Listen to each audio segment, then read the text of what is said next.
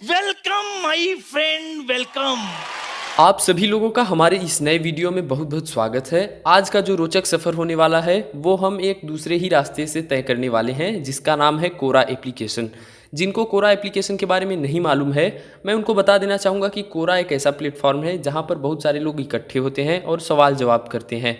तो मैं क्वेश्चंस को वहीं से पिक करने वाला हूँ और आंसर करने वाला हूँ। जब तक मैं अपने मोबाइल के स्क्रीन को कोरा वाले इंटरफेस पर शिफ्ट कर रहा हूँ, तब तक मैं आपसे अनुरोध करना चाहूँगा कि अगर आप नए हैं तो हमारे चैनल को सब्सक्राइब कीजिए और तुरंत से वीडियो को लाइक कर दीजिए। चलो चलो चलो। हमारी स्क्रीन पर जो पहला क्वेश्चन है, इसमें ये लिखा है कि क्या ये सही है कि राजा का बेटा राजा होगा और किसान का बेटा किसान। तो इसमें कोई बहुत बड़ी बात नहीं है, हो भी सकता है और नहीं भी हो सकता है, क्योंकि हम लोग ये कहावत सुने हैं कि पूत सपूत त का धन संचय और पूत कपूत त का धन संचय। समझ रहे हो? समझ रहे हो आप? इसका मतलब ये है कि अगर आपका बेटा लायक है तो आप क्यों धन संचय कर रहे हैं, वो बना ही लेगा संपत्ति। और अगर आपका बेटा नालायक है तो आप कितना भी धन संपत्ति बना कर रखें, एक दिन वो तो उसे उड़ा ही देगा। You are right, bro. सवालों की अगली कड़ी में जब हम आगे बढ़ते हैं तो हमारे सामने एक ये व्यक्तिगत सवाल पूछा जाता है, ट्विटर और इंस्टाग्राम बैन हो जाने पर इसका आप पर क्या प्रभाव पड़ेगा। मैं अपने मन का मालिक हूँ, मुझे घंटा फर्क न पड़ता है। अगला क्वेश्चन ये है हमारे सामने कि लंबे समय तक अध्ययन कैसे करें। तो एज ए स्टूडेंट मैं आपको बता देना चाहूँगा कि मुझे पर्सनली वो सब्जेक्ट बहुत देर तक पढ़ने में ज़्यादा अच्छा लगता है जिसमें मुझे बहुत ज़्यादा इंटरेस्ट होता है। तो इंटरेस्ट बनाइए हर सब्जेक्ट्स में।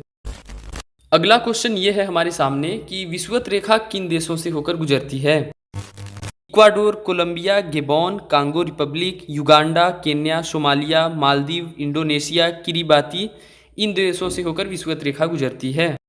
अब हमारे सामने एक पॉलिटिकल क्वेश्चन है। मैं इस क्वेश्चन को सही बताऊं तो इसलिए पिक किया हूं क्योंकि मैं भी अब वोट देने वाली एज में जा चुका हूं। तो ये क्वेश्चन ये है कि माननीय प्रधानमंत्री जी को आप 10 में से कितनी रेटिंग देंगे? क्या वे सच में देश के लिए हर काम कर रहे हैं? प्रदीप ठाकुर जी 10 में से 7वां रैंक देना पसंद करेंगे। उनका मानना है कि अभी देश में उतना विकास हुआ नहीं है जितना कि भाषण के दौरान बताया गया है।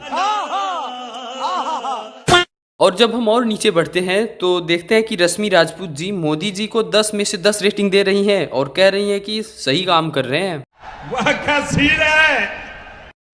और हम नीचे बढ़ते हैं तो एक और उत्तर हमारे सामने आता है जिसमें पवन वर्मा जी मोदी जी को -0 की रेटिंग देते हुए बोल रहे हैं कि अभी तक मोदी जी ने एक्टिंग के सिवाय कुछ भी नहीं किया। क्या तकलीफ है इनको?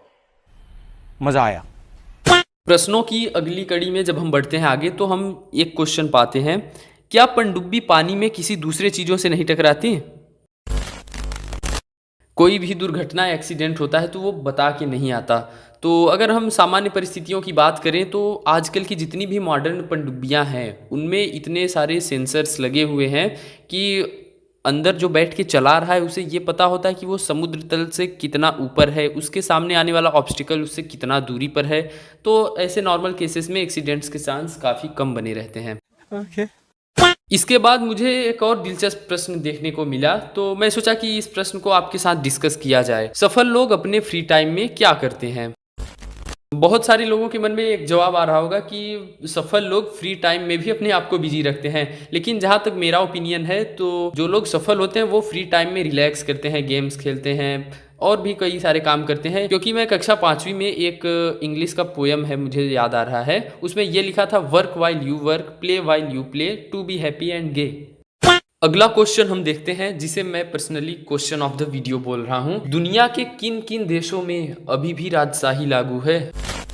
राजा और रानी वाली कहानी से तो सभी परिचित हैं, सभी लोग उनके बारे में जानते हैं। इनफैक्ट कई सारी कहानियां तो इतने प्रभावशाली हुआ करते थे कि उसके बाद हम लोग सोचने पर विवश हो जाते थे, क्या ही समय था वो, कैसे लोग रहा करते थे उस समय। भारत में ऐसी बहुत सारी जगहें हैं जहां पर राजा रानी और उनके महल हुआ करते थे, लेकिन अब वो केवल पिकनिक स्पॉट बन के रह गए हैं। भारत में अब लोकतंत्र लागू है, इसके लिए अब यहाँ पर तो राजा रानी वाला सिस्टम एकदम पूरी तरह से खत्म हो चुका है।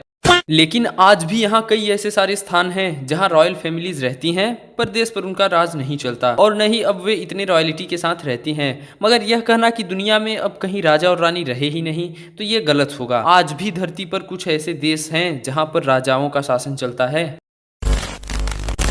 इंडोनेशिया के पास स्थित ब्रुनेई एक इस्लामिक देश है। इस देश में आज भी राजतंत्र चलता है। यहाँ के राजा सुल्तान हसन अल बोलकियाह दुनिया के सबसे ज्यादा दौलतमंद लोगों में से एक हैं। उनके पास लगभग 1363 अरब रुपए के बराबर की दौलत है। उनके महल की कीमत ही 2387 करोड़ है। जिंदगी हो तो ऐसी हो। और आपको जान के आश्चर्य होगा कि 20 लाख स्क्वायर फीट के एरिया में फैले इस महल को चीन की फॉरबिडन सिटी में बने महल के बाद दूसरे सबसे बड़े महल होने का दर्जा प्राप्त है। यही नहीं, अभी और सुनिए।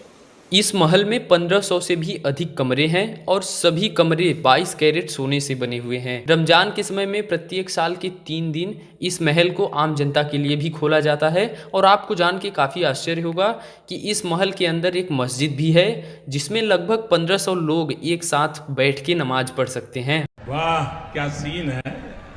अगर आपको याद होगा तो वर्ष 2015 ईस्वी में जब भारत में भारत अफ्रीका शिखर सम्मेलन आयोजित किया गया था, तब एक स्वाजीलैंड नाम के देश के महाराजा श्रीमान मस्वाती जी भारत में अपनी 15 पत्नियों, 30 बच्चों और 100 नौकरों के साथ आए थे।